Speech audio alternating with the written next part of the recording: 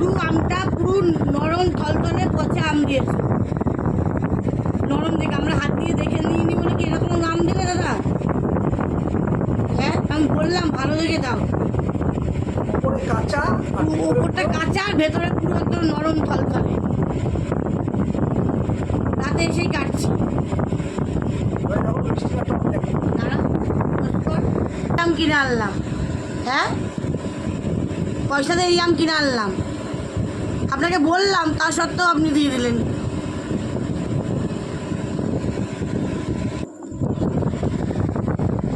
আম কাটাই যাচ্ছে না, আম কাটবো কি করে, ভেঙে গুড়িয়ে যাচ্ছে। জন্মের টক কিনা দেখি।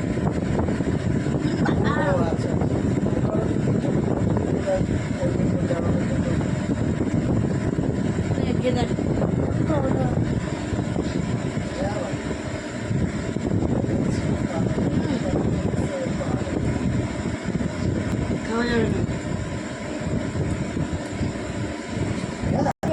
এটা আম, এবার আম ব্যাং, এই আম পয়সা দিয়ে কিনে এনে আম দিয়েছেন, সামনে দিন আমি দেখাবো মজা।